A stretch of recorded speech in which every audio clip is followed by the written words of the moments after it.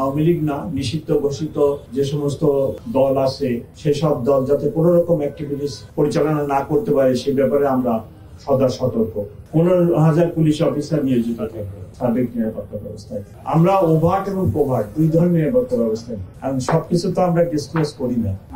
আমরা দুই ধরনের ব্যবস্থা নিই, একটা হলো ওভার্ট আর একটা কোভার্ট। গোপনে নিই, প্রকাশ্যে নিই। তো অনেক কিছু তো আমরা নিরাপত্তার স্বার্থে গোপন রাখি। সো আপনি যেটা বলতেছেন আমরা এক দুইটা তো গোপনও রাখতে পারি। না না, কোনো ঝুঁকি নেই।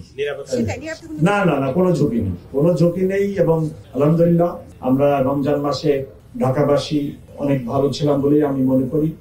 ক্রাইম এগেনস্ট প্রপার্টি স্পেশালি আমরা খুব সতর্ক থাকি। পেটি নেচারের যে ক্রাইম হয় রাস্তায়, স্ট্রিট ক্রাইম বলেন অনেকে, বা মাগিং বা ছিনতাই, সেগুলো আমরা নিয়ন্ত্রণে রাখছিলাম।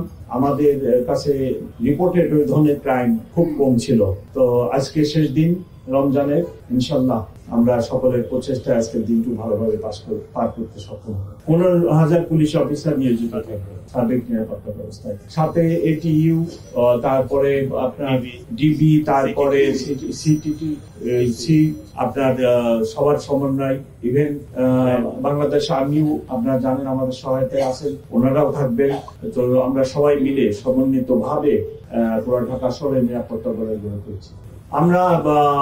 আমরা সবসময় সতর্ক আছি, বিশেষ করে আওয়ামী লীগ না, নিষিদ্ধ ঘোষিত যে সমস্ত দল আছে সেসব দল যাতে কোন রকম অ্যাক্টিভিটিস পরিচালনা না করতে পারে সে ব্যাপারে আমরা সদা সতর্ক। লাস্ট কোশ্চেন, আমাদের জানা আছে, আমি জানি যে এটাই প্রথমবারের মতো ওখানে জামাত অনুষ্ঠিত হবে এবং আমরা ওয়েলকাম করি। জামাত ওখানে অনুষ্ঠিত হচ্ছে, এটাকে আমরা ওয়েলকামই করি। ওখানে নিরাপত্তা ব্যবস্থা হয়েছে, ট্রাফিক ব্যবস্থা নেওয়া হয়েছে এবং জামাত পরবর্তীতে ওখানে আপনার ঈদের আনন্দ রেলি সেটিও অনুষ্ঠিত হবে আমাদের জানা। আমরা সকল ব্যবস্থা নিচ্ছি। সকলকে অনেক অনেক ধন্যবাদ। Thank you very much.